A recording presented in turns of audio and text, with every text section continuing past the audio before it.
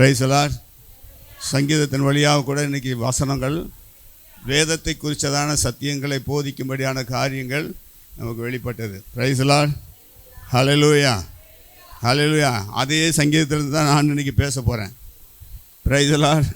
ஆமாம், ஒரு நாள் அதிகாலை வேளையில் இங்கே நாங்கள் ஜபிக்க வேலையில் அதிகாலை ஜபம் செய்யும் போது 119வது சங்கீதத்தை நாங்கள் தியானித்து கொண்டு இருக்கிற வேலை இந்த வசனம், நான் தியானித்த வசனம் எனக்கு கண்டலப்பட்டதுனால அதை நான் உங்கள் மத்தியில் நான் ஆண்டவர் பேசும்படி கர்த்தர் கிருபை செய்வாராக. ஹல்லேலூயா. அதற்கு முன்பாக ஒரு பாடலை, அது என்ன வசனம்னு வாசித்துடலாம். சங்கீதம் 119வது சங்கீதம் 165வது வசனம் என்ன சொல்லுது? உம்முடைய நேசிக்கிறவர்களுக்கு நம்ம சமாதானத்தை தேடி எங்கெங்கேயோ ஓடுறோம். ஆனால் உங்கள் பாக்கெட்லேயே ஆண்டவர் கொடுத்துட்டாரு, உங்கள் கையிலேயே கொடுத்துருக்கிறாரு. என்ன கொடுத்துருக்காரு? வேத புத்தகத்தை உங்கள் கையில் கொடுத்துரு. அந்த வேத புத்தகத்தில் என்ன இருக்குது? வேத வசனம், கர்த்தரால் கொடுத்த வேத வசனம். அந்த வேத வசனத்தை நீங்கள் நேசிக்கிறீங்கன்னா அல்லது அந்த வேத வசனத்தின் மேலே அன்பு கூர்ந்தீங்கன்னா கர்த்தர் மேலே அன்பு கூர்ந்ததுக்கு சமம். அவர் தான் வார்த்தையாக இருக்கிறாரு. அந்த வார்த்தையை தான் ஆண்டவர் நமக்கு கொடுத்துருக்கிறார். பழைய ஏற்பாட்டின் காலத்தில் கர்த்தரை பார்த்தாங்க. இன்றைக்கி நம்ம கர்த்தரையே நம்ம கையில் வச்சுருக்கிறோம். நம்மளோடு இருக்கிறார். வேத வசனத்தின் வழியாக கர்த்தர் நம்மளோடு இருக்கிறார். நம்புறீங்களா? ஹல்லேலூயா, பிரைஸ் தி லார்ட். கர்த்தர் உங்களை ஆசீர்வதிப்பார். ஒரு பாடலை பாடி நாம் கர்த்தருடைய நாமத்தை மகிமைப்படுத்தலாம். ஹல்லேலூயா, பிரைஸ் தி லார்ட். பழைய பாடல் இது. உம்மை தியானிக்கும் தியானம் இனிதானது, உம் வேதத்தின் மகத்துவம் மேலானது. உம்மை தியானிக்கும் தியானம் இனிதானது, உம் வேதத்தின் மகத்துவம் மேலானது. வேதம் என் மகிழ்ச்சியாய் இல்லாவிட்டால் என் துக்கத்தில் அமிழ்ந்திருப்பேன். வேதம் என் மகிழ்ச்சியாய் இல்லாவிட்டால் என் துக்கத்தில் அழிந்திருப்பேன். வேதமே மன மகிழ்ச்சி, உம் தியானமே பெருமகிழ்ச்சி. வேதமே மன மகிழ்ச்சி, உம் தியானமே பெருமகிழ்ச்சி. உம்மை தியானிக்கும் தியானம் இனிதானது, உம் வேதத்தின் மகத்துவம் மேலானது. உம்மை தியானிக்கும் தியானம் இனிதானது, உம் வேதத்தின் மகத்துவம் மேலானது. தெளிவான தேனிலும் மதுரம் வார்த்தை, அதில் நான் பிரியம் கொண்டேன். தெளிவான தேனிலும் மதுரம் வார்த்தை, அதில் நான் பிரியம் கொண்டேன். ஆத்துமா தேற்றிடுதே, குறைவை நிறைவாக்குதே. என் ஆத்துமா தேற்றிடுதே, குறைவை நிறைவாக்குதே. உம்மை தியானிக்கும் தியானம் இனிதானது, உம் வேதத்தின் மகத்துவம் மேலானது. உம்மை தியானிக்கும் தியானம் இனிதானது, உம் வேதத்தின் மகிழ்ச்சி மேலானது. வீணான சிந்தனை நானும் வெறுத்தேன், வேதத்தை தியானிக்கிறேன். வீணான சிந்தனை நானும் வெறுத்தேன், வேதத்தை தியானிக்கிறேன். உம் வேதத்தை நேசிக்கிறேன்.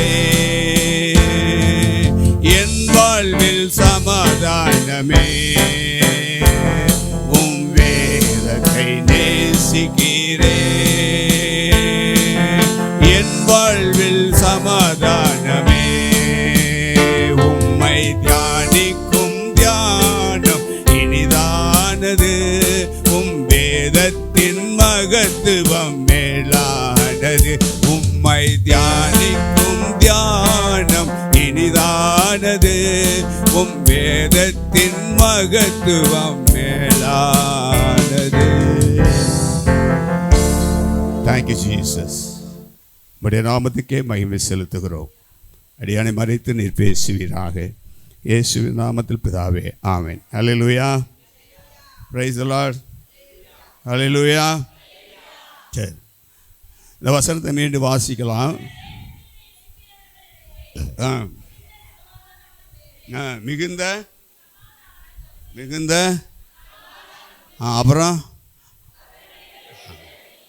உங்களுக்கு சமாதானத்தை தேடணும்னா நீங்கள் வேதத்தை வாசித்தீங்கன்னா சமாதானம் வந்துடும்.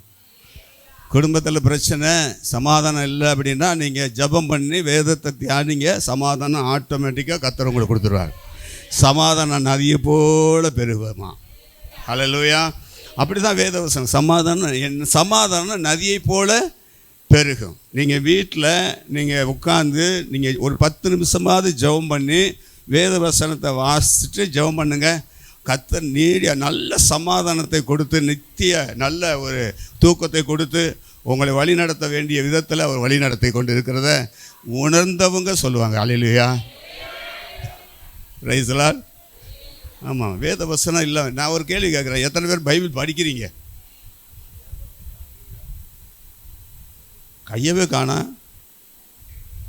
சரி, நிறைய பேர் படிக்கிறீங்க, நிறைய பேர் வேதத்தை படிக்கிறீங்க. அதை எப்படி படிக்கிறீங்க? ஓடிக்கிட்டே படிக்கிறீங்களா? ஓட ஓட ஒரு அதிகாரத்தை படித்தாலும் நிறுத்தி நிதானமாக 1 மணி நேரம் ஆனாலும் அந்த ஒரு அதிகாரத்தை நிறுத்தி நிதானமாக அதை உள்வாங்கி படிக்கும்போது தான் அதற்குள்ளே இருக்கிற ரகசியத்தை தேவன் நமக்கு வெளிப்படுத்துவார். Praise the Lord. ஹல்லேலூயா. அப்போ வேதம் இல்லாத ஒரு வீடு இருந்துச்சு அப்படின்னா அது கூரை இல்லாத வீட்டுக்கு சமமாக. Price the Lord. அப்போ ஜெபம் இல்லாத வீடு என்னத்துக்கு சமம்? ஆமாம், அதுதான் பாதுகாப்பு. கூரை உங்களுக்கு என்னது? அது வேறு. உங்களுக்கு வேதம் உங்களுக்கு பாதுகாப்பு. அதனால தான் வேதத்தை தியானிக்க சொல்கிறேன். சங்கீதக்காரன் இவ்வளோ அழகாக எழுதி வச்சுருக்கேன். அன்றைக்கி என்ன சங்கீதத்தில் பார்க்கும்போது ஜஸ்டின் பேசும்போது நான் பேச வேண்டிய வார்த்தைகளை நிறைய பேசிட்டேன். அப்படி அவன் சொல்ல வேண்டிய கருத்துக்கள்லாம் அதில் வந்துருச்சு. ஆனாலும் ஒரு சில கருத்துக்களை மாத்திரம் நான் பகிர்ந்து கொள்ள விரும்புகிறேன். அந்த 19வது சங்கீதத்தில் நீங்கள் வாசித்தீங்கன்னா கர்த்தருடைய வேதம் குறைவற்றதான். உங்கள் வாழ்க்கையில் மற்றதெல்லாம் குறைஞ்சி போயிடும் இல்லை? இளைய குமாரன் நிறைய தகப்பனுடைய சொத்தெல்லாம் பிரிச்சுட்டு போனான், குறைஞ்சி போச்சா? கடைசியில் என்னாச்சு? பண்ணி திங்கிற சாப்பாடு கூட அவனுக்கு கிடைக்கல. பார்த்தீங்களா? அப்போ அதெல்லாம் குறைஞ்சி போயிடும். உலகத்தினுடைய காரியங்கள், உலகத்தில் நீங்கள் சேர்த்து வைத்தது எல்லாம் குறைஞ்சி போயிடும், ஒன்றும் இல்லாமல் போயிடும். ஆனால் குறையாதது இது வேதத்தை. அதனால தான் வேதத்தை நீங்கள் படிக்க சொல்கிறது. அல்லேலூயா. அது நம்முடைய ஆத்மாவை உயிர்ப்பிக்க தான். Price the Lord. வசனம் பாருங்கள் எவ்வளோ அழகாக எழுதியிருக்குன்னு. அடுத்தது கர்த்தருடைய சாட்சி சத்தியமும் பேதையை ஞானியும் ஆக்குறது. சத்தியங்கிறதுனா வேத வசனம் தான், அவர் கொடுத்த வார்த்தைகள் சத்தியம். Price the Lord. நிறைய சொல்லப்பட்டிருக்குது. அதே மாதிரி அந்த 119வது சங்கீதத்தில் அந்த வாசிக்கப்பட்ட சங்கீதம் 41லேருந்து 48 வரைக்கும் வாசிக்கும்போது 44வது வசனம் சொல்கிறது என்னென்னா, என்றென்றைக்கும் உமது வேதத்தை பொக்கிஷத்தை காத்துக்கொள்கிறோம்ல. தெரியுதா? ஒரு பட்டுப்புடவை வாங்கினீங்கன்னா, சரி நான் அப்படி சொல்ல, ஒரு கோட்டு சூட்டு வாங்கினீங்கன்னா என்ன செய்வீங்க? அதுக்குள்ளே ஒரு கவர் போட்டு அதை அப்படியே தொங்க விட்டுருப்பாங்க, மடிப்பு களையாதபடி தொங்க விட்டுருவாங்க. ரைஸில் அதானே? இப்போது அதை பத்திரமா என்ன செய்கிறாங்களா? அது மாதிரி வேதத்தை என்ன செய்யணுமா? காத்துக்கொள்ளணும். உங்கள் சர்டிஃபிகேட் கொடுக்குறாங்க, அதெல்லாம் காத்துக்கொள்கிறீங்களா? நல்லா ஃபைல் பண்ணி அழகாக எதுவும் துருப்பிடிக்காதபடி, பூச்சி வராதபடி நல்ல ஒரு ஃபைல் பண்ணி எங்கேயாவது ஒரு முக்கியமான இடத்துல தூக்கி வச்சுருங்க உங்கள் சர்டிஃபிகேட்லாம். இல்லையா? வைக்கிறீங்களா இல்லையா? ஏன்னா அது நாளைக்கு பயன்படும். வேலைக்கு போகிறதுக்கு அதுதான் முக்கியம். நீ படித்ததுக்கு அத்தாட்டியே அதுதான். அதுபோல் வேதத்தை நீ கை கொண்டு அதை காத்துக்கொள்கிறது தான் ஆண்டவர் உங்களுக்கு கொடுத்துருக்கிற அத்தாரிட்டி. அந்த வசனத்தை உங்கள் கையில் கொடுத்துருக்காருன்னா அந்த வசனம் உங்கள் இருதயத்தில் இருக்குதுன்னு அர்த்தம். ஏன்னா அதை தியானிக்கிறீங்கன்னு அர்த்தம். ரைசலால். அடுத்தது நான் 47வது வசனம் சொல்லுது, நான் பிரியப்படுகிற உமது கற்பனைகளின் பேரில். நீங்கள் படிக்கும்போது இந்த எந்த கற்பனை, எந்த வசனம் உங்களுக்கு சந்தோஷப்படுதுங்கிறத குறித்து சொல்லணுமா? அது மனமகிழ்ச்சியை கொடுக்குறதான். ரைசலால். வசனத்தை தியானிக்கும் போதில் சில வசனம்லாம் அப்படியே துள்ளி குதிக்கிற மாதிரி இருக்கும். அல்லேலூயா. அடுத்து 48வது வசனம், நான் பிரியப்படுகிற உமது கற்பனைகளை கையெடுப்பேன். நான் பிரியப்படுகிற இந்த வசனத்தை எத்தனையோ வார்த்தைகள் இருந்தாலும் நான் பிரியப்படுகிற சில வசனங்கள் இருக்குது. அதற்காக நான் கையெடுத்து உம்மை நான் தொழுது கொள்கிறேன், உமது பிரமாணத்தை நான் தியானிப்பேன். அப்போ ஒவ்வொரு ரட்சிக்கப்பட்டிருக்கிற ஒவ்வொரு பிள்ளைகளும், கர்த்தருடைய பிள்ளைகளும் கண்டிப்பாக என்ன செய்யணும்? வேதத்தை படிக்கணும். அல்லேலூயா. நீங்கள் என்னத்தை படிக்கிறீங்களோ அதெல்லாம் பிரச்சனை இல்லை, வேதத்தை தான் படிக்கணும். வேதம் தான் பரலோகத்துக்கு கொண்டு வரும். மற்றதெல்லாம் இந்த உலகத்தில் எல்லாம் குறைவானது. நீங்கள் எவ்வளவு தான் பிஹெச்டி படித்து எல்லாம் முன்னைக்கு வந்தாலும், அல்லது டாக்டர் படித்து வந்தாலும், IAS கலெக்டராக வந்தாலும், அதெல்லாம் ஒரு நாள் குறைவற்றதாய் போய்விடும். இந்த பூமியில் இருக்கிற வரைக்கும் உங்களுக்கு அது ஆசீர்வாதமாய் கர்த்தர் கொடுத்துருக்கிறார். ஆனால் அதன் மேலேயே உங்களுடைய கண்ணும் கருத்தும் போகாதபடி கர்த்தர் நமக்கென்று கொடுத்துருக்கிறத வேதத்தை நீங்கள் தியானிக்கும் போது தான் நீங்கள் படித்த படிப்புகள்லாம் ஒரு உயர்வை தேவன் கொடுக்க கிருபை செய்கிறார். நீங்கள் படிக்கிறது நல்லது, அதே சமயத்தில் வேதத்தையும் படிங்க. வேதத்தோடு சேர்ந்து அதையும் சேர்ந்து படிக்கும்போது உங்கள் வாழ்க்கை இந்த பூமியில் இருக்கிற நாள் வரைக்கும் கர்த்தர் உங்களை தலையை உயர்த்துவார். அல்லேலூயா. ஆகவே கலங்காதீங்க, நீங்கள் வேதத்தை தியானிங்க. அப்போது தியானிக்கும்போது, அதை நேசிக்கும்போது சமாதானம் உங்கள் இருதயத்தில் உண்டாகும், உங்கள் குடும்பத்தில் உண்டாகும். அல்லேலூயா சொல்லுவோமா? அதனால தான் இந்த சங்கீதக்காரன் இவ்வளவு அழகாக எழுதி வைத்திருக்கிறான். ஆகவே அதே சங்கீதத்துக்கு ஒரு ஒப்புமையான ஒரு வார்த்தை இருக்குது. உம்முடைய வேதத்தை நேசிக்கிறவர்களுக்கு மிகுந்த சமாதானம் உண்டு, அவர்களுக்கு இடரல் இல்லை. யோவானில் சொல்கிறார், 15வது அதிகாரம் 7வது வசனத்தை வாசிங்க. நீங்கள் என்னிலும் என் வார்த்தைகள் உங்களிலும் நிலைத்திருந்தால் நீங்கள் கேட்டுக்கொள்வது எதுவோ அது உங்களுக்கு. அப்போ இந்த வேத வசனம் உங்களுக்குள்ளே இருந்துச்சுன்னா, இந்த வேத வசனத்தை கொண்டு நீங்கள் ஜெபம் பண்ணும்பொழுது அது கொடுக்கப்படும். புரியுதா உங்களுக்கு? நம்ம இதெல்லாம் பார்க்காம சும்மா வேதத்தை அப்படியே ரன்னிங் வேர்ட்ஸ் மாதிரி படிச்சுட்டு போகிறதுனால நமக்கு ஒன்று, அவசரத்துக்கு ஏதாவது காலண்டரில் வசனம் இருக்குதான்னு பார்ப்பாங்க, நாண்டு கொண்டு செத்தானன்னு இருக்கும். என்னோட நான் கை வச்ச இடம் இப்படி இருக்குது அப்படின்னு. அதனால் இப்படி நம்ம அப்படிலாம் போகாதபடி ஒழுங்கு உட்காந்து நம்ம என்ன செய்யணும்? நீங்கள் வசனம் அவசரமாக இருந்துச்சுன்னா 23வது சங்கீதத்தை உங்களுக்கு தான் மனப்பாடமாக தெரியுமே, முழங்கால் படி போட்டு 23வது சங்கீதத்தை சொல்லிவிட்டு ஜெபம் பண்ணிவிட்டு போய்கிட்டே இருங்க. அல்லது டைம் இருந்துச்சுன்னா எந்த வசனம் புரியாத வசனத்தை கூட நீங்கள் உட்காந்து படிங்க. என்ன, நெகமியாவை எடுத்து படிங்க, இஸ்ராவை எடுத்து படிங்க, இங்கே அப்புறம் என்னது எசேக்கியேலை எடுத்து படிங்க. ஒன்றுமே புரியாது, அதெல்லாம் ஒன்றுமே புரியாது. அதை விட இன்னொன்று இருக்குது, வெளிப்படுத்தின விசேஷம். நீங்கள் படிச்சுட்டு அர்த்தம் சொல்லுங்க பாங்க, ஒன்றும் புரியாது. ஆனால் நீங்கள் படிங்க, ஆண்டவர் என்ன செய்வார்? புதிய காரியத்தை கர்த்தர் புதிய கோணத்தில் உங்களுக்கு விளக்கை காண்பிப்பார்.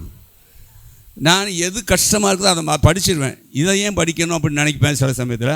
ஆனால் அதை படித்து அதுக்குள்ளே ஒரு அர்த்தம் ஆண்டவர் வைத்திருக்கிறார், ஒரு ரகசியத்தை வைத்திருக்கிறதே நம்ம புரிந்து கொள்ள முடியும். அதுக்காக தான் வேதத்தை தியானிங்க, வேதத்தை நேசிங்க, வேதத்தை கை கொள்ளுங்க, வேதத்தின்படி நடங்க, வேதத்துக்கும்படி அன்பு செலுத்துங்க, அதன்படி வாழ கற்றுக்கொள்ளுங்கள். கிறிஸ்தவங்களுக்கு அதான் நாங்கள் வாழ்க்கை.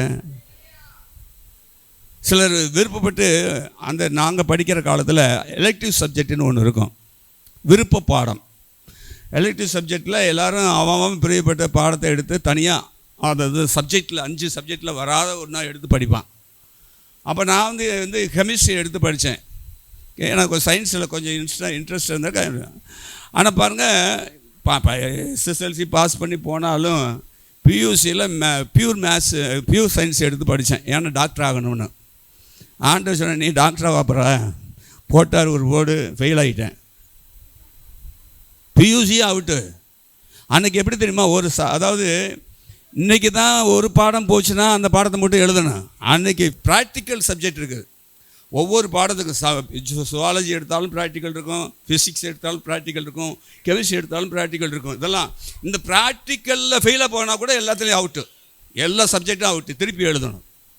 அன்றைக்கி கொடுமையான காலம். ஆமாம், எல்லாத்தையுமே எழுதணும். சப்ஜெக்ட் அதாவது லாங்குவேஜை தவிர மற்ற எல்லாத்தையும் எழுதி ஆகணும். எழுதுனா தான் பாஸ் பண்ணுவேன். நான் 2 தடவை எழுதுன்னு ஃபெயிலாக போயிட்டேன். அப்போ டாக்டருடைய எண்ணம் போச்சு. அடுத்த சப்ஜெக்டை மாற்றி எழுதி பாஸ் பண்ணி சரி காலேஜுக்குள்ளே போய் வேறு ஆர்ட்ஸ் சப்ஜெக்ட் எடுத்து படிக்கலான்ட்டு படித்து முடித்தேன். சரி, அது ஒரு பக்கத்தில் இருக்கட்டும். நம்ம என்ன செய்கிறோம், பிரியமான சப்ஜெக்ட் எடுத்து படித்தாலும் நம்முடைய வாழ்க்கையில் அது ஒன்றும் பிரயோஜனமே இல்லை. அப்போல்லாம் நமக்கு வேதத்தை பற்றி கற்றுக் கொடுக்குறதுக்கு இல்லை. வேதம்னா என்னன்னே தெரியாது. ஆர்சியில் இருக்கும்போது பைபிளை கொண்டு போனாலே யாரும் மதிக்க மாட்டாங்க. பைபிளுக்கு அங்கே வசனமே இல்லை. இப்போ தான் பைபிள் வச்சுருக்காங்கன்னு நினைக்கிறேன். படிக்கிறாங்களா இல்லையான்னு தெரியாது. ஆனால் நம்ம படிக்கிறோம். இன்றைக்கி ரட்சிக்கப்பட்டதுக்கப்புறம் நீங்களும் நானும் படித்து இவ்வளோ ஞானத்தை ஆண்டவர் கொடுத்துருக்காருன்னா அது எது, வேதத்தை தியானித்ததுனால தான். புரியுதுங்களா? அதனால் சொல்கிறேன், நீங்கள் வேதத்தை ஒரு அதிகாரத்தையாவது தினமும் வாசிக்கிறது மட்டுமல்ல, அதை தியானிக்கிறது மட்டுமல்ல, அதை நேசிங்க. அதை தான் சொல்கிறார். கர்த்தருடைய வேதத்தின் மேல் பிரியமாக இருந்து இரவும் பகலும் தியானிக்கிற மனுஷன், ஆமாம், இரவு மகளும் தியானிக்கிற மனுஷன் பாக்கியவான். அல்லேலூயா. சங்கீதம் 107 10வது வசனம் சொல்லுது, வாசிக்கலாம் பாருங்க. அன்னைக்கு அங்கே இருந்த சங்கீதக்காரன் சொல்கிறான், வேதத்துக்கு விரோதமாக கலகம் பண்ணி உன்னதமானவருடைய ஆலோசனையை என்ன செஞ்சாங்களாம், அசட்டை பண்ணினார்கள். அதுக்கு பின்னாடி அந்த அசட்டை பண்ணதுனால ஏற்பட்ட ஒரு பெரிய பயங்கரம் இருந்தது. அல்லேலூயா. வாசிக்கலாம். அந்த காலத்திலும் பாருங்கள், இது எதுக்கு சொல்கிறேன் அப்படின்னா, அதாவது வேத வசனத்தை அதை தியானிக்காதபடி அந்த கை கொள்ளாததுனால அவங்களுக்கு சமாதானம் இழந்து போனதுனால அந்தகாரத்துக்குள்ளே அவர்கள் போனார்களாம். பிரைஸ்லாம். சரி, அதனால் ஆண்டவர் திருப்பி என்ன செஞ்சுருக்காரு, 19வது வசனம் நினைக்கிறேன், வாசிங்க. 19வது வசனத்தில் என்ன சொல்கிறாருன்னா, இப்படிப்பட்ட ஆபத்து வரும்போது கர்த்தரை நோக்கி கூப்பிட்டாங்க, அவர்கள் இக்கட்டுகளுக்கு அவர்களை நீங்களாக்கி ரட்சித்தார். இப்போ வசனத்துக்கு கீழ்ப்படியாமல் போயிடுறதுனால ஆண்டவர் சமாதானத்தை எடுத்து போட்டு அந்தகாரக்குள்ளே கடந்து போகும்படி கர்த்தர் செய்தார். அப்படி போகும்போது ஜனங்கள் இப்போ என்ன செய்கிறாங்க, ஆபத்து வந்துருச்சு, இக்கட்டு வந்துருச்சு, அதனால் கர்த்தரை நோக்கி கூப்பிடுவோம், நாங்கள் தவறு பண்ணிட்டோம், வேதத்தை புறம்பாக்கிட்டோம், எங்களை மன்னி ஆண்டவரேன்னு சொல்லி கூப்பிடும் பொழுது அவங்க இக்கட்டுகளுக்கு அவர்கள் என்ன செய்தாலாம். அல்லேலூயா. அதனால் அடுத்த வசனம் சொல்லுது, வசனத்தை அனுப்பி இப்போ என்ன செய்கிறாரு, இது மாதிரி விடுவித்து தப்பித்ததுக்கு அப்புறம் தன்னுடைய வசனத்தை அனுப்புகிறாராம்.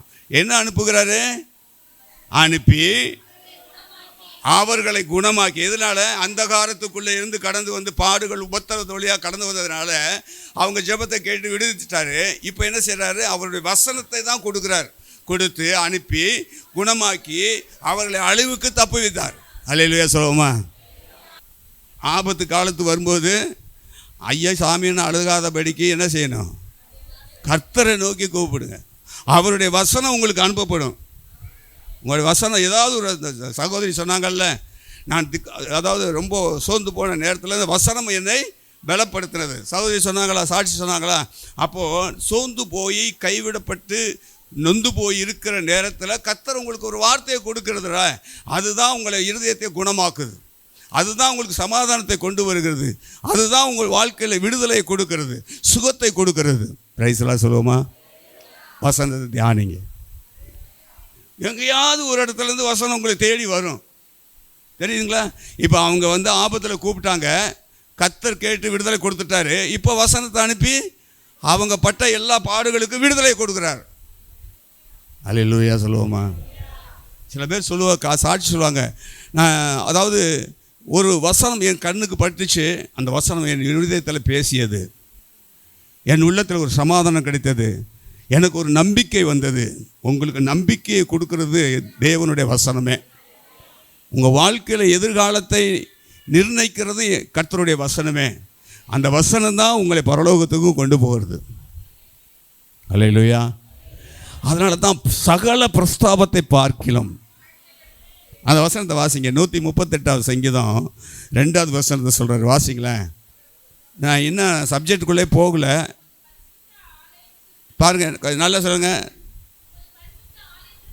உமது பரிசுத்த ஆலயத்துக்கு நேராக, பாருங்கள் தாவீது எவ்வளோ அழகாக அந்த வசனத்தை எழுதுறான்னு பாருங்கள். உமது பரிசுத்த ஆலயத்துக்கு நேராக நான் பணிந்து உமது கிருபையின் நிமித்தமும் உமது உண்மையின் நிமித்தமும் உமது நாமத்தை நான் துதிப்பேன். ஏன் துதிக்கிறான்? ஏன் ஆண்டவரை பணிந்து கொள்கிறான் அப்படின்னா, அவருடைய வார்த்தை சகல பிரஸ்தாபத்தை பார்க்க, அவர் படைத்த எல்லாவற்றையும் பார்க்கிலும் ஒரு வார்த்தையை நீர் மகிமைப்படுத்தியிருக்கிறீர். ஹல்லேலூயா. அப்போ இந்த வேதத்தை அவர் மகிமைப்படுத்தி வைத்ததுனால தான் இன்றைக்கு நாம் அவரை பார்த்து துதிக்கிறோம், அவரை பார்த்து பணிந்து கொள்கிறோம், அவருக்கு நாம் சேவை செய்ய வேண்டும் என்ற ஒரு எண்ணம் உருவாகிறது. ஹல்லேலூயா. ஆகவே அந்த வார்த்தை தான் ஆண்டவர் அந்த வார்த்தையை மகிமைப்படுத்தி அந்த சகல பிரஸ்தாபத்தை பார்க்கிலும் அவருடைய வார்த்தை மேலானது. Price the Lord. தாவீது மிக அழகாக எழுதி வைத்திருக்கிறான். 42வது ஏசாயா 42வது அதிகாரம் 21வது வசனத்தை வாசிங்க. ஏசாயா 42:21. கர்த்தர் தமது நீதி நிமித்தமும் அவன் மேல் பிரியம் வைத்திருந்தார், அவர் வேதத்தை முக்கியப்படுத்தி. ஹல்லேலூயா. ஏசாயா சொல்கிறான், கர்த்தர் தமது நீதி நிமித்தம் அவன் மேலே, யார் மேலே? ஏசாயா மேலே பிரியம் வைத்திருந்தார், அவர் வேதத்தை முக்கியப்படுத்தி அதை மகிமை உள்ளதாக்குவார். ஹல்லேலூயா.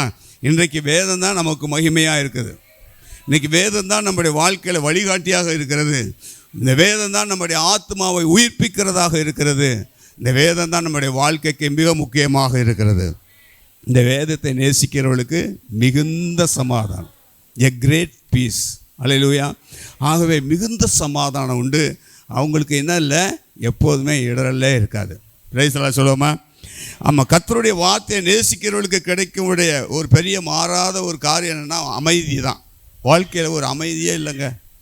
எங்கே பார்த்தாலும் சண்டை, பிள்ளைகளை பார்த்தா சண்டை, குடும்பத்தில் சண்டை, பிரச்சனை, அது பிரச்சனை, இல்லை அது இல்லை இது இல்லை, தினங்க எழுந்திரிச்சாலே புலம்பல் தாங்க குடும்பத்தில். ஹல்லேலூயா. எத்தனை குடும்பத்தில் இன்றைக்கி புலம்பல் இருக்குது? இல்லைம்மா இன்றைக்கி இல்லை, ஒன்றும் இல்லை, இருக்கிறத வச்சு செய்யணும், என்னத்தை வச்சு செய்கிறது? சண்டை ஆரம்பிச்சிடும் இல்லையா? அப்போ இங்கே என்ன இல்லை, குழப்பம் வந்துருச்சா, சமாதானம் இல்லாமல் போயிடுது. இவ்வளோலாம் இருக்குது. ஆனால் வேதத்தை நம்ம என்ன செய்கிறதில்ல, படிக்கிறதில்ல. அதனால தான் பிரச்சனை உருவாது. இல்லை அப்படின்னு இல்லை, இல்லைங்கிறது இல்லை, இல்லை இல்லைங்கிற கூடாது, இல்லைங்கிறது இல்லைன்னு சொல்லக்கூடாது. இருக்கிறதை கொண்டு நம்ம செய்யணும். கஞ்சியை வச்சாதான் குடிச்சிடணும். Price the Lord. இந்த மனப்பான்மை வந்துருச்சுன்னா நம்ம ஜெயம் பெற்றுட்டோம்னு அர்த்தம். பவுல் சொல்கிறாரு, எனக்கு வாழ்ந்திருக்கவும் தெரியும், தாழ்ந்திருக்கவும் தெரியும். இந்த அனுபவம் தான் நம்முடைய குடும்பத்தில் இருக்கணும். கஷ்டப்பட்டு, அதாவது வேதனைப்படுத்தி ஒரு காரியத்தை பெற்றுக்கொள்வதை காட்டிலும் சூழ்நிலைகளை புரிந்து அதன்படி நடக்கிறோம் பார்த்தீங்களா, அதுதான் உண்மையான ஒரு வாழ்க்கைக்கு அறிகுறி. ஏன்னா அப்படிப்பட்ட வீடுகளில் தேவன், சமாதானத்தின் தேவன் வாசம் பண்ணி கொண்டு இருக்கிறார். Praise the Lord. ஹல்லேலூயா. சரி, இப்போ இந்த வேதத்தை நேசிக்கிறவர்களுக்கு மிகுந்த சமாதானத்தை அனுபவிக்கிறார்கள். வாழ்க்கையில் வரும் எந்த சோதனையும் அவர்களை தவறான வழியில் நடத்தி போகுமா? உண்மையிலேயே நீங்கள் ஆண்டவரை நேசித்து, அதாவது இந்த வசனத்தை நேசிக்கிறீங்கன்னா ஆண்டவரை நேசிக்கிறீங்கன்னு அர்த்தம். அப்படி தானே? அப்போ அந்த வசனத்தை, தேவன் கொடுத்த அந்த வசனத்தை நீங்கள் நேசிக்கும்போது உங்களுக்கு உள்ளத்தில் ஒரு நீடிய சமாதானத்தை கொடுக்குறார். அதில் என்ன இருக்குது? இடரல். எந்த சூழ்நிலையும் இடர மாட்டீங்க. பெரிய பிரச்சனைகள் வந்தாலும் சரி, என்ன காரியங்கள் வந்தாலும் சரி, அதில் என்ன செய்யுங்க, இடரல் ஆகவே ஆகாது. நீங்கள் இடரலுக்கு போகவே மாட்டீங்க. ஹல்லேலூயா. சரி, இப்போ என்னென்னா, நீங்கள் உதாரணத்துக்கு வேதத்தை அந்த பழைய காலத்தில் வந்து ஆபிரகாம், ஈசாக்கு, யாக்கோப்புடைய காலத்தில் வேதம் இருந்துச்சா?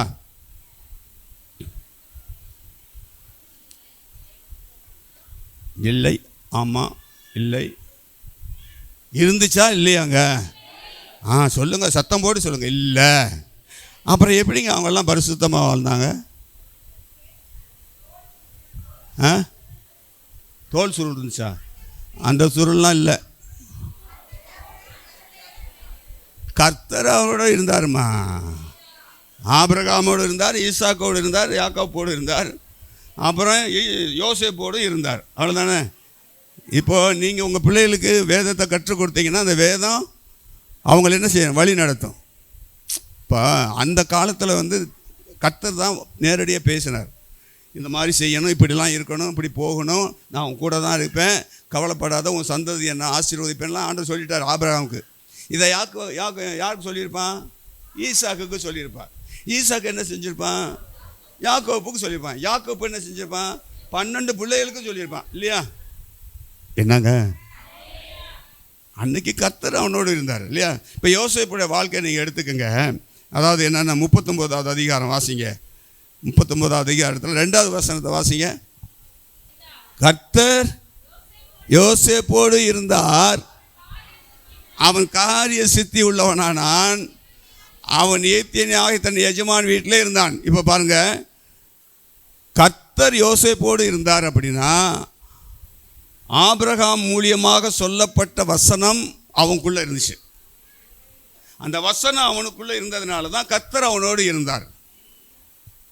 புரியுதுங்களா? வசனம் உங்களுக்குள்ளே இல்லைன்னா கர்த்தர் இருப்பாரா?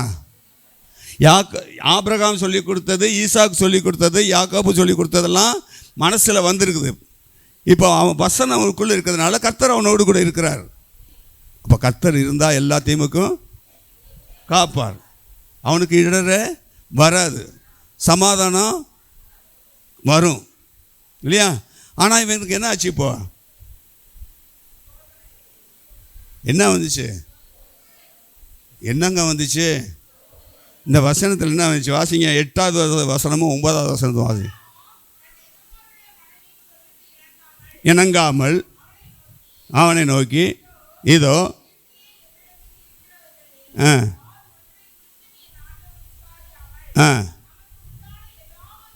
என் கையில் ஒப்புவித்திருக்கிறார். என் வீட்டில், இந்த வீட்டில் என்னிலும் பெரியவன் இல்லை, மனைவியாக இருக்கிறபடியால் உன்னை தவிர வேற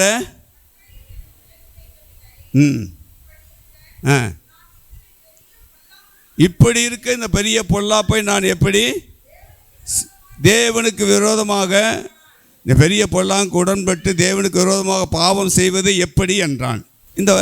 இந்த சத்திய வசனம் எப்படிங்க அவளுக்கு தெரியும்? இல்லை, எப்படி கர்த்தர் என்ன அவர் கூட இருக்கிறதுனால இந்த அவங்களுடைய தகப்பனார் மூதாதையர் சொல்லி கொடுத்த அந்த வசனம் அவனுடைய இருதயத்தை புடமிட்டு கொண்டே இருந்துதான். அதனால தான் இப்படிப்பட்ட காரியத்தை நான் தேவனுக்கு முன்பாக எப்படி நான் செய்ய முடியும்? வெட்டு ஒழிப்பேனா? அதனால் அந்த வசனம் சொல்லி கொடுத்த வசனங்கள் அவனுடைய இருதயத்தில் இருந்ததுனால கர்த்தரும் அவனோடு கூட இருந்து எல்லா தீமைகளுக்கு விலக்கி காத்தார். நெருக்கத்தின் மத்தியிலும் போராட்டத்தின் மத்தியிலும் ஒன்றுமே செய்யாத நேரத்தில் அவாண்டமான பொய்யை சொல்லி அவனை சிறைச்சாலையில் போட்டாங்க. இப்போ சிறைச்சாலையிலும் கர்த்தர் இருக்கிறார். சிறைச்சாலையிலும் இருந்து என்ன செய்கிறார்? அவனை அந்த சிறைச்சாலையில் இருக்கிறவங்களுக்கு தலைவன் ஆக்கிட்டார். அங்கேருந்து கர்த்தர் என்ன செய்கிறார்? இப்போ பார்வோனுடைய அரண்மனையில் 2வது இடத்துக்கு கொண்டு போனார். வேத வசனம் எப்படி கொண்டு போகுது பார்த்தீங்களா? நம்ம கதை தான் கேட்டுருக்கணுமே தவிர நம்ம வாழ்க்கையில் நடக்கணுமே. சிந்திச்சு பாருங்கள், நம்முடைய வாழ்க்கையில் நடக்கணும். ஒன்றுமே தெரியாது எனக்கெல்லாம். பரலோகத்து மந்திரத்தை கூட எப்படி சொல்லணும்னு தெரியாது. அப்போல்லாம் பரலோகத்து மந்திரம் தான் சொல்லுவாங்க. அப்போ அருள் இருந்த மரியே அப்படின்னு சொல்லி மரியாதை புகழ்ந்து சொல்லுகிற ஒரு காரியம் இருக்குது. அது 2 தான் தெரியும், மற்றது எதுவும் தெரியாது. வேத வசனம் தெரியாது. கல்யாணத்துக்கு அப்புறம் எங்கள் மனைவி வந்து பைபிள் கொண்டு வந்ததுக்கப்புறம் தான் பைபிள் படிக்க ஆரம்பித்தோம். பிலிப்புனா வேதத்தில் வர பிலிப்பு. அவர் என்ன செய்கிறாரு, சிதறப்பட்டு எல்லா இடத்துக்கும் போகிறார். அந்த காலத்தில் சவுல்னால் பொல்லாப்பு வந்துச்சு. அதனால் அவன் என்ன செய்யறான், சிதறப்பட்டு எல்லா இடத்துக்கும் போகும்போது அங்கே பிரசங்கத்தை, அதாவது வசனத்தை பிரசங்கிக்கிறான். வசனம் பிரசங்கிக்கப்படும் பொழுது அங்கே இருக்கிறவங்கெல்லாம் அதை கேட்டாங்களாம். கேட்டு மனம் திரும்பினார்கள், ரட்சிக்கப்பட்டார்கள். அல்லேலூயா. சரி, இப்படி இந்த வசனங்கள் இப்படி ஆறுதல் படுத்துகிறதாக, தேற்றுகிறதாக, விடுதலை கொடுக்கிறதாக இருக்குது. ஒரு மனுஷனுடைய வாழ்க்கையில், அதாவது எல்லா தீமைகளுக்கும், எந்த சோதனை வந்தாலும், எந்த பிரச்சனைகள் வந்தாலும், வேதத்தை நேசிக்கிறவங்களுக்கு எந்த இடரலும் இல்லை. சமாதானத்தை அவர்கள் இழந்து போவதும் இல்லை, தைரியமாக இருப்பார்கள். அதைத்தான் நான் சொல்ல வரேன். யோசேப்பு வாழ்க்கையில் அப்படிப்பட்ட காரியங்கள் வரும்போது இடரல் வந்துச்சு, ஆனால் அதிலிருந்து கர்த்தர் அவனை தப்புவித்தார். காரணம், அவனுக்குள்ளே புடமிடப்பட்ட வேத வசனம். கர்த்தர் அவனோடு இருந்தார். இன்றைக்கு கர்த்தர் உங்களோடு கூட இருக்கிறதுக்கு என்ன அர்த்தம்? வேத வசனம் உங்கள் கூட இருக்கணும். அதைத்தான் சொல்கிறேன் நான். அதுதான் முதல்ல வாஸ்தவம். யோவான் 15வது அதிகாரம் 7வது வசனம். அப்போ வசனம் உங்களுக்குள்ளே இருக்கணும். அதான் கர்த்தர் உங்களோடு இருக்கிறாருன்னு அர்த்தம். நீங்கள் எங்கே போனாலும் ஒரு ஜெபம் பண்ணும்போது வசனத்தை சொல்லி ஜெபம் பண்ணுங்க. அந்த வசனம் அவங்களை உயிர்ப்பிக்கும். அந்த வசனம் அவங்க இருதயத்தை தங்கும். இப்படி இந்த வசனம் இருக்குதே என்று சொல்லி அதை என்ன செய்வாங்க, அதை அபியாசப்படுத்தி கொள்வாங்க, வைத்து கொள்வார்கள். பிரைஸ்ல சொல்லுவோமா? அதுக்கு நம்ம ஆயத்தமாக இருக்கிறோமா? அதை நாம் செய்கிறோமா? அதை நாம் செய்யும் பொழுது அது மற்றவங்களுக்கு அடையாளமாக இருக்குது. அல்லேலூயா சொல்லுவோமா? சரி, இந்த வேதத்தை நேசிப்பதுன்னா என்ன? கர்த்தருடைய வார்த்தையின் மீது அன்பு கொண்டு அதை கை கொள்வது தான் சமாதானம். அதை வேதத்தை நேசிக்கிறவர்களுக்கு உண்டான காரியம் என்று சொல்லப்படுகிறது. அல்லேலூயா. என்ன சொன்னேன்? கர்த்தருடைய வார்த்தையின் மீது அன்பு கொண்டு அதன்படி வாழ தங்களை அர்ப்பணிக்கிறது தான் வேதத்தை நேசிக்கிறதுக்கு அடையாளம். அதுதான் இல்லை.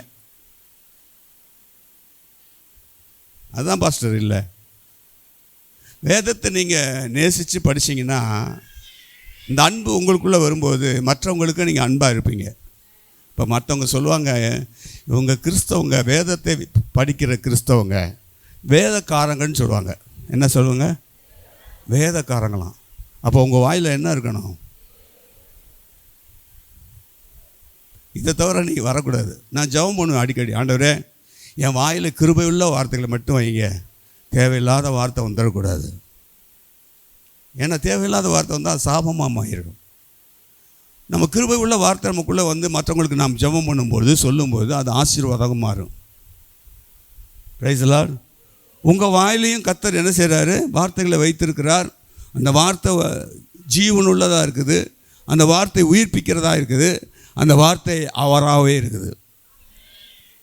ஏன்னா யோவான் 1வது அதிகாரம் என்ன சொல்கிறது? ஆதியில் வார்த்தை இருந்தது, அந்த வார்த்தை தேவனாகவே இருந்தது. அது ஆதியில் வார்த்தை இருந்தது, அது தேவனிடத்தில் இருந்த வார்த்தை, அது தேவனாகவே இருந்தது. அப்படின்னா என்ன? வார்த்தை அவராகவே இருக்கிறார். அவர் தான் நமக்குள்ளே வாசம் பண்ணுகிறார். புரியுதா? அந்த வார்த்தை மாம்சமாகி நமக்குள்ளே வாசம் பண்ணுகிறார். யார் வாசம் பண்ணுகிறார் நமக்குள்ளே? கர்த்தராகிய இயேசு கிறிஸ்துவினுடைய ஆவியானவர் நமக்குள்ளே வாசம் பண்ணுகிறார். அப்போ வேதம் எவ்வளோ முக்கியத்துவம் கொடுத்துருக்கிறார் பாருங்க. உங்களுக்குள்ளே அவர் வாசம் பண்ணும்பொழுது சத்திய ஆவியானவர் சத்தியத்தை போதிக்கிறார், சத்தியத்தின்படி வாழ உதவி செய்கிறார், பரிசுத்தமாய் வாழ உதவி செய்கிறார், சத்தியத்தை உங்களுக்குள்ளேருந்து போதிக்கிறார், மறைபொருளை வெளிப்படுத்துகிறார். எவ்வளோ காரியங்கள் இருக்குது பார்த்தீங்களா? அல்லேலூயா. ஆகவே அந்த காரியம் அதுதான் சொல்கிறாரு. லூக்கா எழுதின சுவிசேஷத்தை வாசிங்க. இப்போ ஒரு குடும்பம் இருக்குது, அவங்க எப்படி வாழ்ந்துருக்காங்கன்னு பாருங்கள். லூக்கா எழுதின சுவிசேஷம் 1வது அதிகாரம் 5வது வசனத்தையும் 6வது வசனத்தையும் வாசிங்க. யூதேயா தேசத்தின் ராஜாவாகிய ஏரோதின் நாட்களில் அபியா என்னும் ஆசாரிய வகுப்பில் சகரியா என்னும் பெயர் கொண்ட ஆசாரியன் ஒருவன் இருந்தான். அவன் மனைவி ஆரோனுடைய குமாரத்திகளில் ஒருத்தி, அவள் பேர் எலிசபெத். இந்த வம்ச வரலாறில் நீங்களும் நானும் அட்டன் பண்ண முடியுமா? வருவோமா? வருவோங்க. நீங்கள் கர்த்தருடைய வசனத்தை வாசித்தீங்கன்னா, நீங்கள் ஆசாரிய குடும்பத்தானே. நீங்கள் ஆசாரியன்னா உங்கள் பிள்ளைகளும் ஆசாரிய குடும்பத்தை வந்தது தான். Price the Lord. அப்போ அந்த அவள் பேர் என்னது? எலிசபெத். அப்போது அடுத்தது, அவர்கள் இருவரும் கர்த்தரிட்ட சகல கற்பனைகளின்படியேயும் நியமங்களின்படியேயும் குற்றமற்றவர்களாய் நடந்து தேவனுக்கு முன்பாக நீதி உள்ளவர்களாக இருந்தார்கள். அல்லேலூயா. அப்போ அப்படின்னா என்னது? வசனத்தை தியானித்து அந்த நீதியின்படி வாழ்ந்து கணவனும் மனைவியும் சாட்சிகளாக இருந்தார்கள். குழந்தை இல்லை, வயசானவங்களாயிட்டாங்க. அவங்களுக்கு குறை இருந்துச்சு. குறையை அவங்க பார்க்கவே இல்லை. அதனால் குறையை பார்த்துருந்தாங்கன்னா வேதத்தை மறந்துருப்பாங்க. அவங்க குறையை பார்க்கல, வேதத்துக்கு முக்கியத்துவம் கொடுத்தாங்க. அவர்கள் வாழ்ந்து கொண்டிருந்த கர்த்தர் ஒரு நாள் என்ன செஞ்சார்? குறையை நீக்கினார். எப்படி குறையை நீக்கினார்? வசனம் வந்துச்சு, குறை நீங்கிச்சு. புரியுதா? வசனம் எப்படி வந்துச்சு? வசனம் எப்படி வந்துச்சு? சகரியாவுக்கு ஆசாரிய ஊழியம் செய்யும் போது தேவதூதன் வசனத்தை கொண்டு வந்து கொடுத்தான். வசனம் உயிர்ப்பித்தது, குறை நீங்கிச்சு, குழந்தை பெற்றெடுத்தாள். அல்ல என்னங்க, இதுதான் உயிர்ப்பிக்குது வசனம். அவங்களுக்கு போராட்டம் நிறைய இருந்துச்சு. ஆனால் இதுக்கு மத்தியில் கர்த்தரை நேசிக்கிறவங்களுக்கு, வசனத்தை நேசிக்கிறவங்களுக்கு அதெல்லாம் குறையெல்லாம் பார்க்க மாட்டாங்க, கஷ்டத்தை பார்க்க மாட்டாங்க. கர்த்தர் எல்லாம் பார்த்து கொள்வார். அவர் கொடுத்தாலும் கொடுக்காட்டினாலும் கர்த்தர் தான் எனக்கு எல்லாம். இந்த விசுவாசம் வரும்பொழுது அந்த வார்த்தை அவங்களுக்கு கூட உயிர்ப்பிக்கிற சத்தியத்தை கர்த்தர் அனுப்பி கொடுக்குறார். வார்த்தையை அனுப்பி வாஸ்தவம்ல குணமாக்குகிறார். வார்த்தையை அனுப்பி குணமாக்குறான்னு சொல்கிறார். அப்படி தேவதூதன் மூலியமாக சகரியாவுக்கு வார்த்தை வந்தது. இங்கே என்னது? ஆண்டவர் காரியத்தை வாய்க்கு பண்ணிட்டார். இதுதான் புரியும். நான் உங்களுக்கு புரியுற மாதிரி தான் நான் பேசுகிறேன். ஹல்லேலூயா. அதாவது பெரிய பிரசங்கம் பண்ணலாம், கத்தி பிரசங்கம் பண்ணிட்டு போயிடலாம், அது உங்கள் மனசில் பதியவே பதியாது. கொலைக்கெல்லாம் நீங்களும் நானும் பேசுகிற மாதிரி பேசுனா ஈஸியாக புரிஞ்சுட்டு போயிடும்ல. அப்படி தானே? என்னக்கா? Praise the Lord. ஹல்லேலூயா. இப்போ அவருடைய வாழ்க்கையில் என்னது? வசனத்தை நம்பினார்கள். அதனால் வாழ்க்கையில் பெரிய பிரச்சனைகள்லாம் இருந்துச்சு, இடர்கள்லாம் இருந்துச்சு, சமாதானம் கூட இல்லாமல் போயிருக்கலாம் கணவன் மனைவிக்குள்ளே. என்ன இத்தனை வருஷம் நம்ம ஆலயத்தில் போய் நம்ம செஞ்சோமே, வேலை செஞ்சோமே, ஆண்டவருக்காக பணிவிடை செஞ்சோமே, ஒன்றும் இல்லாமல் இருக்குது, குழந்தை இல்லாமல் இருக்குது அப்படின்னு கூட மனசில் நினச்சிருக்கலாம் இல்லையா? ஆனால் அப்படி நினச்சது மாதிரி தெரியல. ஆனால் சந்தோஷமாக தான் வாழ்ந்துருக்காங்க. ஏன்னா வசனம் அப்படி உயிர்ப்பித்தது. அவங்களுக்குள்ளே கிரியை செய்த வசனம் அப்படியாக. இவ்வளோதான் குறைகள் தெரிஞ்ச அந்த குறைகளெல்லாம் பார்க்காதபடி கர்த்தருக்காக அவர் செயல்பட்டதுனால தான் கர்த்தர் வசனத்தை அனுப்பி அவருடைய குறையை நீக்கினார். Price the Lord. அது ஒரு காரியம். அல்லேலூயா. ஆகவே இந்த வேதத்தை நேசிப்பது என்பது நீதிமொழியின் புஸ்தகம் 3வது அதிகாரம் 2வது வசனத்தை வாசிங்க. என் மகனே, இன்னைக்கு ஆண்டவர் பேசுகிறார், என் மகனே, என் மகளே, என் போதகத்தை நீ மறவாதப்பா. உன் இருதயம் என் கட்டளைகளை காக்க கடவுள். நீ காத்துக்கோ, அது காத்துக்கோ. காத்துன்னா என்ன ஆகுது? 2வது வசனம். இப்போ அவைகள், அந்த வசனம் உமக்கு நீடித்த நாட்களையும் தீர்க்காயுசையும் சமாதானத்தையும் பெருக பண்ணுமா. அல்லேலூயா. கைகளை தட்டி ஆண்டவருக்கு நன்றி செலுத்துவோமா. கைக்கொள், வசனத்தை கைக்கொள்ளுங்க. ஏதோ வந்தான், ஏதோ பேசுகிறாங்க, வெளியில் போகும்போது என்ன பேசினாருன்னே தெரியாமல் போயிடும். பிசாசு வசனத்தை பொறுக்கிட்டு போயிடுவாங்க. அதான் வழி அருகே விதைத்த விதை வசனம். நீங்கள் வந்ததுக்கு போனது மாதிரி போய்கிட்டே இருந்தீங்கன்னா அந்த வசனம் வழி அருகே.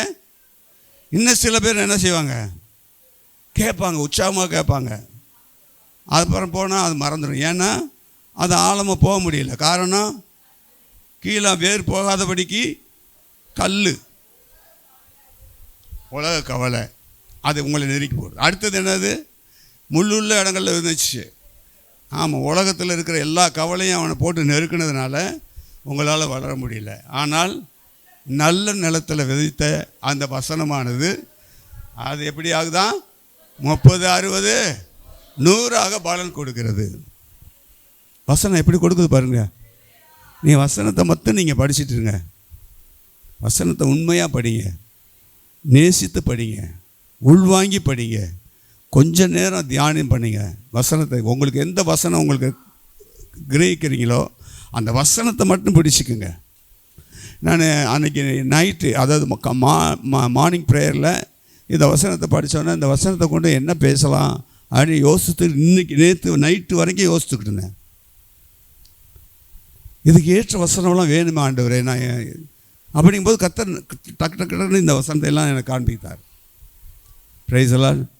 அப்போ வசனத்தை தியானிக்க நம்முடைய இருதயம் பூரிப்பாகுது. அதை உங்களுக்கு பிரசங்கம் பண்ணும்போது ஈஸியாக உங்களுடைய இருதயத்துக்குள்ளே போகுது. அல்லேலூயா. சரி, 2வது காரியம் பார்க்கலாம். மிகுந்த சமாதானம் இருக்குதான். எதில்? வேத வசனத்தை நீங்கள் நேசிக்கும்போது, தியானிக்கும்போது அது மிகுந்த சமாதானம்.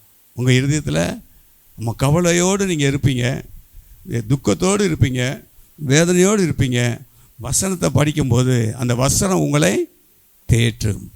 அந்த வசனம் உங்களை அந்த கவலையிலிருந்து உயிர்ப்பிக்கும், பாடுகள் மத்தியில் உயிர்ப்பிக்கும். Praise the Lord. அல்லேலூயா. தினமும் எனக்கு பாடுதான். எனக்கு இந்த கால் வலினால் யூரிக் ஆசிட்டு, நரம்பு வலி, எல்லா பெயினுக்கு மட்டும் 5 மாத்திரை கொடுத்துருக்காரு ஒரு நாளைக்கு, பெயின் ரிலீவ் ஆகிறது. 5 மாத்திரையும் சாப்பிட்டாலும் ஒன்றும் ஆகாது. எண்ணெயை வச்சு தடவி, ஆண்டவரே என் வேலை என்ன, என்னுடைய வேதனை நீங்கள் பார்க்குறீங்கல்ல, உங்கள் கையிலே ஒப்பு கொடுத்துருன்னு அந்த எண்ணெயை மட்டும் தடவிட்டு படுத்துருவேன். ராத்திரியில் கொஞ்சம் நேரம் அங்கிட்டும் இங்கிட்டும் பரண்டு படுப்பேன். அப்புறம் தூக்கம் வந்துடும், வழியில் தெரியாமல் போயிடும். இப்படி தான் என்னை வழி நடத்துகிறார். ஏன்னா நாளைக்கு உங்கள் வசனத்தை நான் போதிக்கணுன்னா நான் நிற்கிறதுக்கு எனக்கு பலன் வேணும். ஏன்னா ரொம்ப நேரம் நிற்க முடியாது. 10 நிமிஷத்துக்கு மேலே என்னால் நிற்க முடியாது, கீழே போய் உட்காந்துருவேன். 10 நிமிஷத்துக்கு மேலே உட்கார முடியாது, கீழே படுத்துருவேன். அப்படிப்பட்ட சூழ்நிலையில் தான் ஆண்டவர் என்னை வழி நடத்தி கொண்டு இருக்கிறார். கர்த்தர் நல்லவர், அவருடைய வசனம் என்னை புடமிட்டு கொண்டு இருக்கிறது. Price the Lord. வசனத்துக்கு முக்கியத்துவம் கொடுங்க. வசனத்தை ரொம்ப நேரம் படிங்க. இல்லைன்னா புரிஞ்சாலும் புரியாவிட்டாலும் படிங்க. ஆண்டவரே படிக்கிற வசனத்தை எனக்கு புரிஞ்சு கொள்ளு, கர்த்தர் எனக்கு உதவி செய்யுங்கன்னு சொல்லுங்கள். கர்த்தர் உங்களோடு கூட இடைப்படுவார். என் பிள்ளைகளுக்கு நான் ரகசியத்தை நான் வெளிப்படுத்துவேன்னு சொல்லுவார். ஆபிரகாமுக்கு நான் செய்ய போவதை சொல்லுங்களேன். மறப்பாரா? ஆபிரகாமுக்கு மறக்கலைன்னா அவருடைய சந்ததிக்கு மறப்பாரா? நீங்களும் நானும் அவருடைய சந்ததியில் வந்த இயேசு கிறிஸ்து மூலியமாக அவருடைய பிள்ளைகளானோம். அப்போது நமக்கு அவர் எதையும் மறைக்க மாட்டார். அவர் செய்ய போகிறத நமக்கு வெளிப்படுத்தி காண்பிப்பார். அல்லேலூயா. அதுக்கு தான் ஆண்டவர் தீர்க்க தரிசன வரத்தை நமக்கு கொடுத்துருக்கார். அதுக்காக நீங்கள் தீர்க்க தரிசன வரத்தை நாடுங்கள். அல்லேலூயா. மிகுந்த சமாதானம், கவலைகள் பயமும் இல்லாத ஒரு உண்மையான ஒரு அமைதி வரணும்னா வேதத்தை தியானிக்கணுமா? அல்லேலூயா. ஆமாம், கவலைகள் வரலாம், பாடுகள் வரலாம். ஆனால் அவைகளுக்கு மத்தியில் நீங்கள் வேதத்தை தியானிக்கும் போது சமாதானம் உள்ளே வந்துடும், கவலை மறந்துடும். அந்த நாள் முழுவதும் கர்த்தர் உங்களை வழி நடத்துவார். Praise the Lord. ஹல்லேலூயா. வாசிங்க 16வது அப்போஸ்தலர் 16வது அதிகாரத்தில் 16லிருந்து 25 வரைக்கும் உள்ள வசனம். நாங்கள் ஜெபம் பண்ணுகிற இடத்துக்கு போகையில் குறி சொல்லுகிற ஏவுகிற ஆவியை கொண்டிருந்து குறி சொல்லுகிறதுனால் தன் எஜமானனுக்கு மிகுந்த ஆதாயத்தை உண்டாக்கின ஒரு பெண் எங்களுக்கு எதிர்பட்டால், அப்போ அவள் பவுலையும் எங்களையும் பின்தொடர்ந்து வந்து, இந்த மனுஷர் உன்னதமான தேவனுடைய ஊழியக்காரர், ரட்சிப்பின் வழியை நமக்கு அறிவிக்கிறவர் என்று சத்தமிட்டார்கள். எப்படிங்க அவங்களுக்கு தெரிஞ்சுச்சு? எப்படி தெரியும்? உங்களுக்குள்ள கர்த்தர் இருக்கிறாருங்கிறத அடுத்தவங்களுக்கு எப்படி தெரியும்? குறி சொல்கிறவங்களுக்கு எப்படி தெரியும்? தெரியுமா? தெரியும். ஏன்னா அதுக்குள்ளே இருக்கிறது யார்? பிசாசு. பிசாசு மூலியம் தான் குறி சொல்லுது. அது சொல்லுது இவங்க தேவனுடைய மனுஷன்ல, உன்னதமான தேவனுடைய, ஆமாம், அப்போ அப்படி சொன்ன உடனே அடுத்தது பவுல் என்ன சொல்கிறாரு, இப்படியே அந்த அந்த அந்த ஆவி கொண்ட அந்த பெண் வந்து அநேக நாள் இதை செய்து கொண்டு வந்தால், ஒரு நாள் சினம் வந்துருச்சு, கோபம் வந்து என்ன செய்ய, திரும்பி பார்த்து அவளுக்குள்ளே இருக்கிறது வெளியே போகட்டும். அப்போ இயேசு கிறிஸ்து நாமத்தினாலே உனக்கு கட்டளையிடுகிறேன் என்று அந்த ஆவியோட சொன்னான். அந்த நேரமே புறப்பட்டு போயிடுச்சு.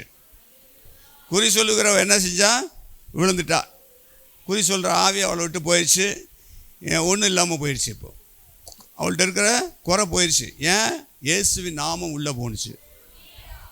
நீங்கள் இயேசுவின் நாமத்தை சொல்லுங்கள், அது அவங்களுக்குள்ளே போகும்போது அதை விட்டு போயிடும். அல்லேலூயா. இப்போ இதனால் என்னன்னா, இவளை வச்சு ஆதாயம் பண்ணி கொண்டு இருக்கிற ஒருத்தர் தான். அவனுக்கு பயங்கர கோபம்.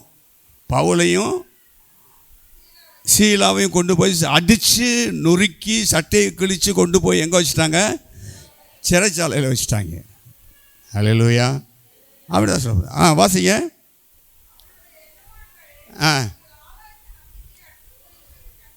அவளை கொண்டு ஆதாயம் பார்த்து கொண்டு அற்று போயிடுச்சு. அதனால் பவுலும் சீலாவை பிடித்து செந்த வெளியில் அதிகார இடத்துல இழுத்து கொண்டு போனார்கள். அதிகார இடத்துல ஒப்புவித்து, இவங்க எல்லாம் சேர்ந்து நம்மளை கலகம் பண்ணாங்க.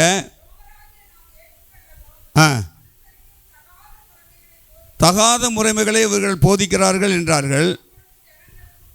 கூட்டம் கூடி எழுப்பினார்கள். அடிக்கவும் சொல்லி, வஸ்திரத்தெல்லாம் கிழிச்சு போட்டு அடிடா அப்படின்னு சொல்லி அடிக்க சொல்கிறாங்க. அவர்களை அநேக அடி அடித்த பின்பு பாருங்கள், அடித்து கொண்டு போய் எங்கே வைக்கிறாங்க? ஆனால் அவங்க எதிர்த்து எதுவும் பேச முடியல, சத்தமிட்டு கூக்குரலும் விடவில்லை. ஏன்னா அவங்களுக்குள்ளே இருக்கிற வார்த்தையானவர் அவங்களை திடப்படுத்தி கொண்டே இருந்தது. அல்லேலூயா. வைத்து அவர்களை பத்திரமாய் காக்கும்படி சிறைச்சாலைக்காரனுக்கு கட்டளையிட்டார்கள்.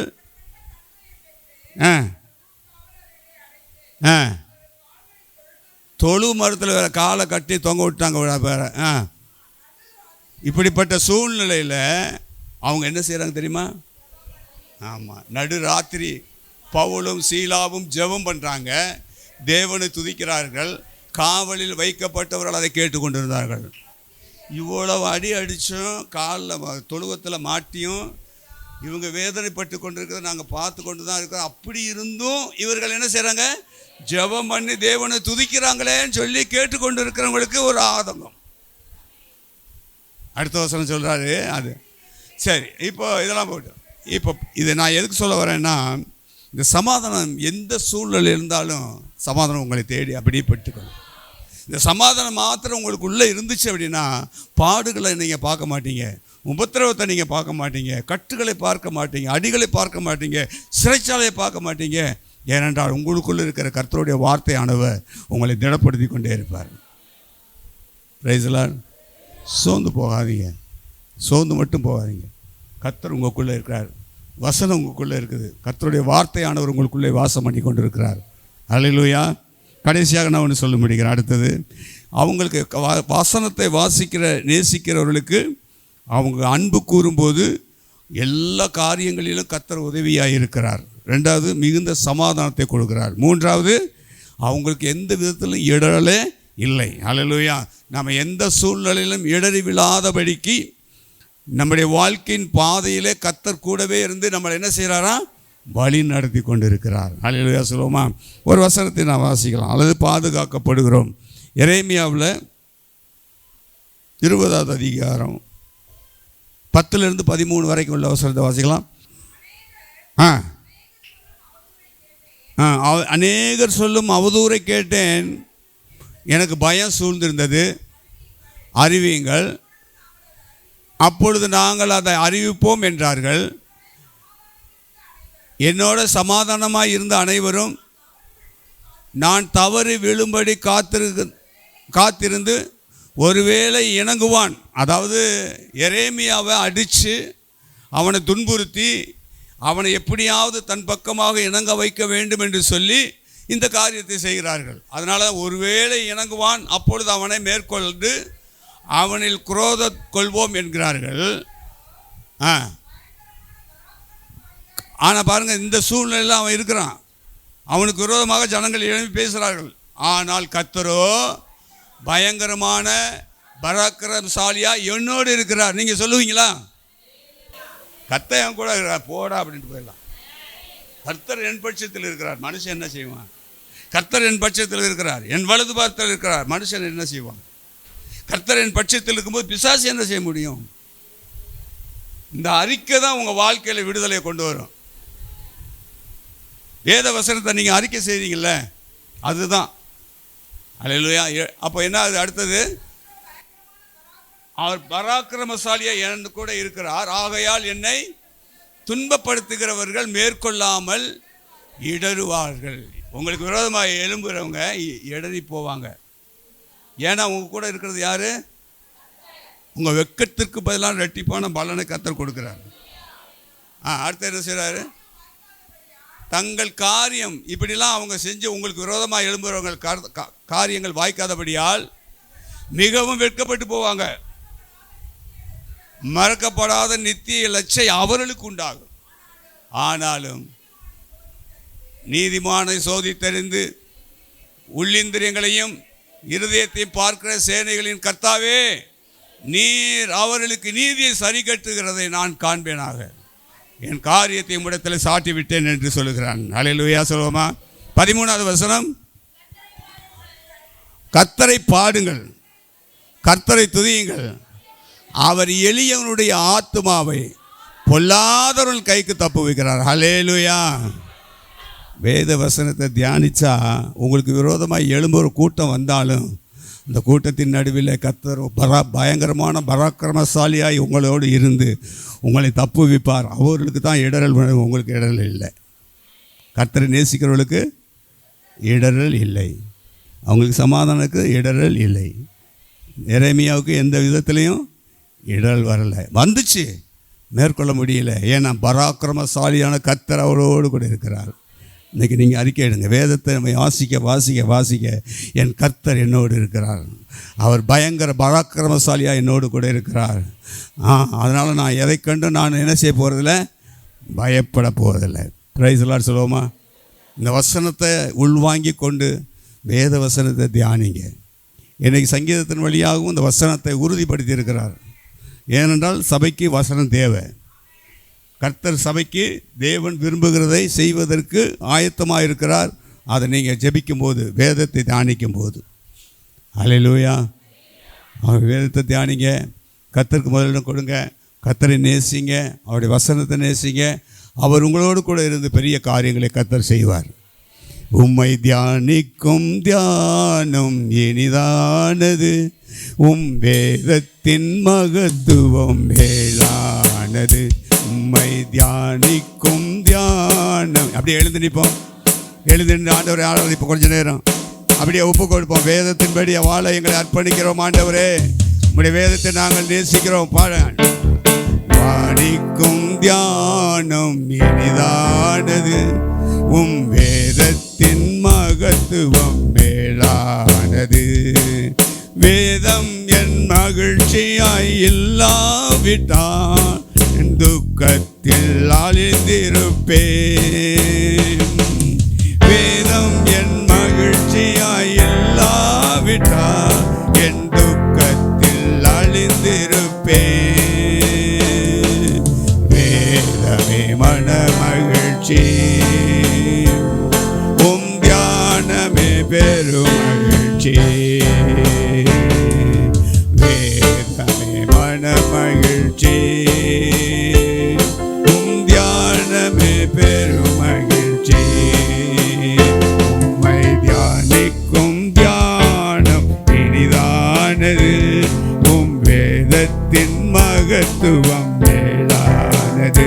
உம்மை தியானிக்கும் தியானம் இனிதானது, உம் வேதத்தின் மகத்துவம் மேலானது. Thank you, Jesus. கரங்களை உயர்த்தி, ஆண்டவரே, உம்முடைய வேதத்தை நான் நேசிக்கிறேன். உம்முடைய வேதத்தின் வழியாக என்னோடு கூட இருக்கிறீர், நீர் என்னோடு பேசுகிறீர். உம்முடைய வசனம் எங்களை உயிர்ப்பிக்கிறது. உம்முடைய வேதம் எங்களை பாதுகாக்கிறது. உம்முடைய வேதம் எங்களுக்கு மனமகிழ்ச்சியை கொடுக்கிறது, சமாதானத்தை கொடுக்கிறது, இடரில் இல்லாத வாழ்க்கையை எங்களுக்கு ஏற்படுத்தி கொடுக்கிறது. நாங்கள் உம்மை நேசிக்கிறோம் ஆண்டவரே. உம்முடைய வசனத்தை நாங்கள் நேசிக்கிறோம். உம்முடைய வசனத்துக்கு நாங்கள் முக்கியத்துவம் கொடுக்கிறோம். ஆதியிலே வார்த்தை இருந்த அந்த வார்த்தை தான் எங்களோடு கூட இன்னைக்கு இருக்கிறது ஆண்டவரே. அதை நாங்கள் உறுதியாய் பற்றிக்கொள்ள எங்களுக்கு கிருபை தாரும். இந்த வசனம் எங்கெல்லாம் போகுதோ ஆண்டவரே, அங்கெல்லாம் தேவ சமாதானம் உண்டாகட்டும். இடரல் இல்லாத ஒரு வாழ்க்கை உண்டாகட்டும். சமாதானம் நிறைந்த ஒரு வாழ்க்கை உண்டாகட்டும். ஆசீர்வாதமான ஒரு வாழ்க்கை உண்டாகட்டும். சூழ்நிலைகள் எல்லாம் மாறட்டும். விரோதமாய் இருக்கிறவர்கள் பட்சத்தில் வரட்டும் ஆண்டவரே. சமாதானமாய் வரட்டும் ஆண்டவரே. உம்முடைய பிள்ளைகள் பெரிய காரியங்களை செய்யட்டும் ஆண்டவரே. உம்மை பிள்ளையுடைய பார்க்கிறவர்கள் ஒரு பயம் உண்டாகட்டும். இவர்களுக்குள்ளே கர்த்தர் இருக்கிறார் என்று சொல்லுகிற ஒரு பயம் உண்டாகட்டும் ஆண்டவரே. கர்த்தருடைய ஆமையும் உங்களுடைய பிள்ளைகளோடு நீங்கள் இருக்கிறதுக்காக, வசனத்தின் மூலியமாய் உங்களுடைய பிள்ளைகளோடு இருப்பதற்காக நன்றி சொல்லுங்கள். ஆசீர்வதிங்கப்பா. பலவீனத்தில் இருக்கிற பிள்ளைகளை பலப்படுத்துவீராக. தேவனுடைய இரக்கம் உண்டாகட்டும். இந்த சரண்யாவுக்காக நாங்கள் ஜெபிக்கிறோம். சூழ்நிலைகள், இக்கட்டான சூழ்நிலைகள் இந்த மகள் போய்கொண்டு இருக்கிறாள். மருத்துவ ரீதியான பயமுறுத்துகிறார்களே தவிர ஆறுதலான வார்த்தைகள் எதுவுமே இல்லை. இப்படிப்பட்ட சூழ்நிலையில் உம்முடைய வசனம் அவளை தேற்றட்டும். உம்முடைய வசனம் அவளை பலப்படுத்தட்டும். உம்முடைய வசனம் அவளை உயிர்ப்பிக்கட்டும். அந்த கற்பத்தின் கனியை தேவன் ஆசீர்வதியும். தாயும் சேயும் உயிரோடு இருக்கிற ஆண்டவரே, நீர் அற்புதம் செய்கிற கர்த்தர். நீர் வார்த்தையை அனுப்பி குணப்படுத்துகிற கர்த்தர். இன்றைக்கு இந்த சொல்லப்பட்ட வசனம் அவர்களுக்குள்ளே கடந்து போகட்டும். இங்கே வந்திருக்கிற யாவருக்குள்ளும் வசனம் கடந்து போகட்டும். தேவன் அவருடைய குடும்பத்தை ஆசீர்வதியும். தேவ கரத்தில் ஒப்பு கொடுக்கிறேன் இயேசுவின் நாமத்தினால. எனக்காக ஜெபிக்க யாரும் இல்லையே என்று சொல்லி கலங்குகிறேன். ஒருவேளை எப்படிப்பட்டவர்கள் இருந்தால் இன்னைக்கு அவருடைய ஆத்மாவை தேவனுடைய வசனம் நிரப்பட்டும். அது உயிர்ப்பிக்கட்டும் ஆண்டவரே. தேவ சமாதானமுடைய பிள்ளைகளுடைய இருதயத்தை ஆளுகை செய்வதாக, குடும்பத்தை ஆளுகை செய்வதாக வேலி அடைத்துக் கொள்ளுங்க, காத்துக்கொள்ளுங்க. இயேசு கிறிஸ்துவின் நாமத்தில் ஜெபிக்கிறோம் நல்ல பிதாவே. ஆத்துமாவே கர்த்தரை ஸ்தோத்திரி. என் முழு உள்ளமே அவருடைய பரிசுத்த நாமத்தை ஸ்தோத்திரி. என் ஆத்துமாவே கர்த்தரை ஸ்தோத்திரி. அவர் செய்த சகல உபகாரங்களையும் மறவாதே. ஆமென்.